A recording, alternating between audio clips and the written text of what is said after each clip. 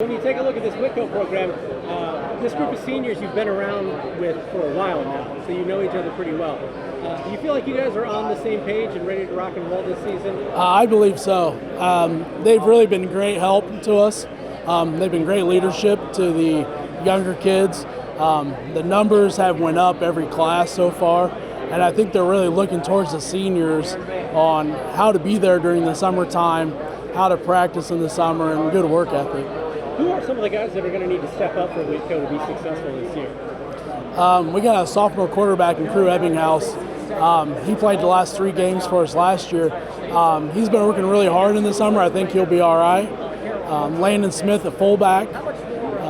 He's going to be a junior, and we got a lot to do with him. And our wing too, we got to rely on our fullback to get us going a little bit.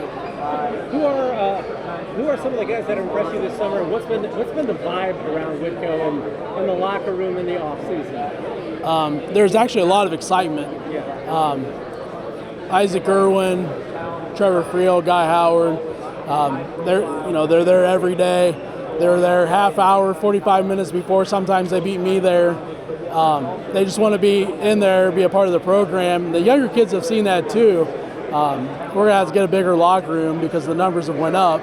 It's a good problem to have. A good problem to have, but it's been really fun over the summer. You take a look at the TRC, it can be a tough conference. So what's the key to elevating yourself in those conference standings and competing for a conference championship eventually? So I think 2 of the steps we did this summer was over the 7 weeks we've increased our weights by 2,000 pounds, which is really huge for us. Last couple years it's been a struggle getting the kids in the weight room, getting the numbers.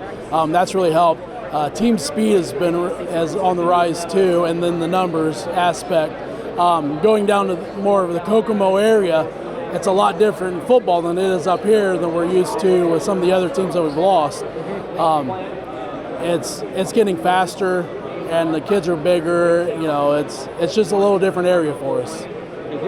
I appreciate it, Coach. You feel like you're in a better position this coming season than you were maybe 2 years ago when he was kind of breaking in as a full-time head coach for you? Oh yeah, I definitely think we're in a better position. I think the biggest difference has just been getting his offense in. I mean, what we've done for a long time in the years in the past, getting it in. Like he probably mentioned, we got more guys out, so it's easier to drill the plays and really get it down so we're ready for the season. Who are some of the guys that are going to need to step into bigger roles this year for Whitko to be successful? Bigger roles, probably a lot of defensive guys. We have I would say almost all of our offensive starters from last year have returned, except for a couple linemen. But so those couple younger linemen are going to have to step up. Kendrick Clark is one of them. He's a freshman lineman, big guy. Defensively, we're going to have to fill in some spots at linebacker. We had some older guys leave or not play this year, so we're just expecting some of the newer guys, not necessarily younger, just newer guys that decided to play this year to step into that role.